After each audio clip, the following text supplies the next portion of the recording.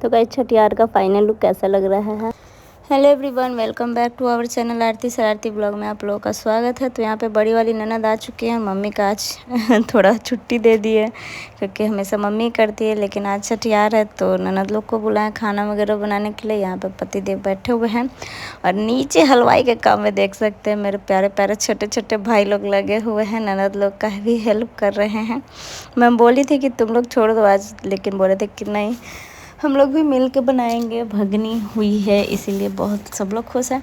यहाँ पे अभी खाना बनेगा। अभी नीचे किचन में तो मैं नहीं गई हूँ, लेकिन मैं मोबाइल बोली थी एक ननद की बेटी थी उन्हीं को कि थोड़ा सा व्लॉग शूट कर दीजिए इसीलिए मैं देख पा रही हूँ और आप लोग भी देख पा रहे, वरना कोई शूट नहीं करते। यहाँ पे करण आनंद सब लोग, विशाल वगैरह सब चीज़। यहाँ पे इतने बड़े बड़े बर्तन में खाना बन रहा है।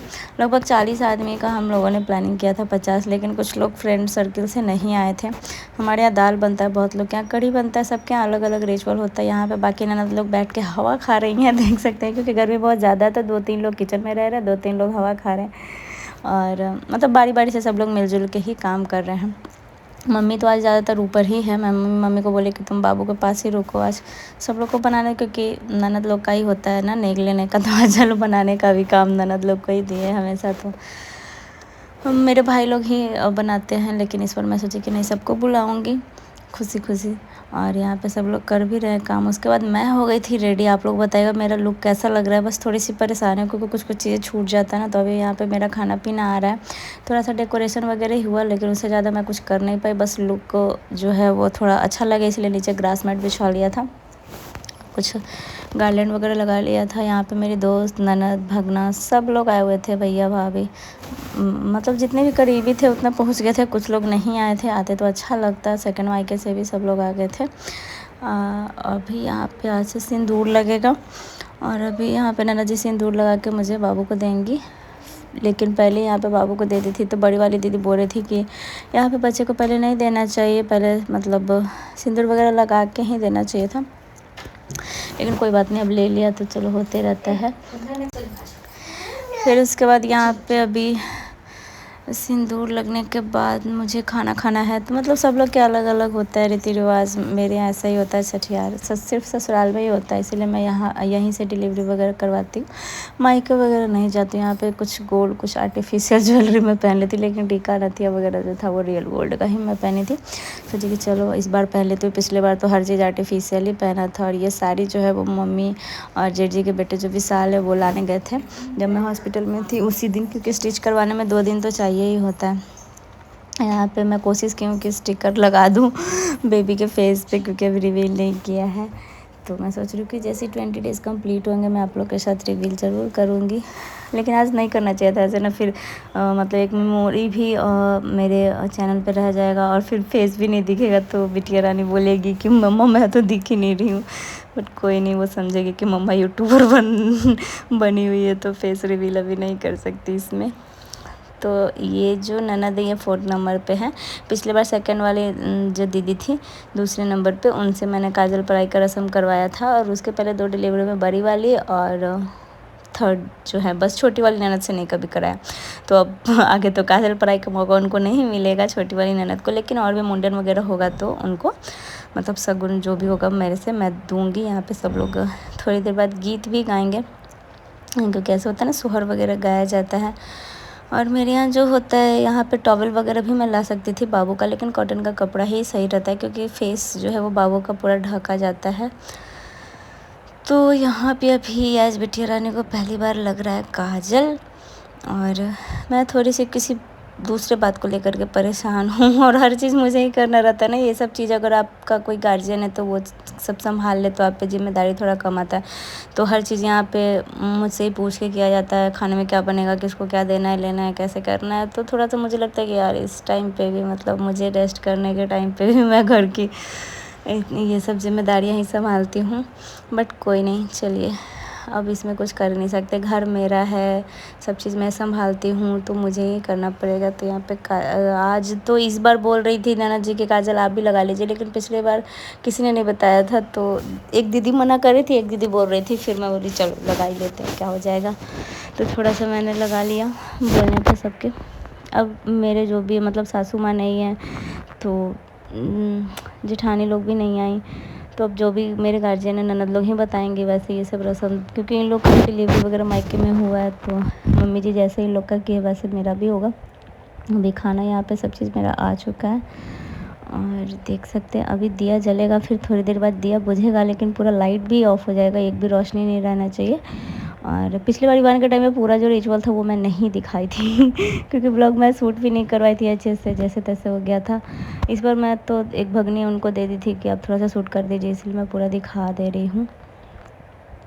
यहाँ पे देख सकते हैं अभी बाबू को पूरा ढका जाएगा, फिर दिया बुझा के फिर जब वो रखेंगे तो मेरे को बाबू को उठाना पड़ेगा और लाइट वगैरह सब अचानक से हो जाएगा ऑफ तो यहाँ पे सब लोग खड़े हैं स्विच के पास कि लाइट जल्दी ऑफ करो, और अभी यहाँ पे लाइट हो चुका ऑफ। अभी बाबू अब मेरे को मिल जाएगी तो मैं ले ली हूँ। बिटिया रानी को यही होता है रस्म, हमारे यहाँ सबके अलग अलग होता है और बहुत नसीब वालों को छठियार का रस्म जो है वो देखने को मिलता है, खुद करने को मिलता है। अब दिया फिर से जलेगा और मैं अब बाबू को लेकर के खाना खाऊंगी। यहाँ पे थोड़ा थोड़ा सा फेस दिख ही जा रहा है गाइस, करो बट कोई नहीं, फेस तो अभी बच्चे का चेंज ही होते रहता है 20 दिन में, तो अभी जैसे जैसे चेंज होगा देखते हैं किसके जैसी लगती है।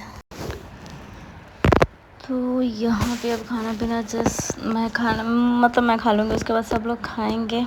और यहाँ पे मुझे खाते खाते ध्यान में आया कि एक जो सब्ज़ी है वो मेरे को नहीं मिला है, तो फिर मैं सोची कि मैं उसको नहीं खाऊंगी तो फिर बाकी लोग कैसे खाएंगे।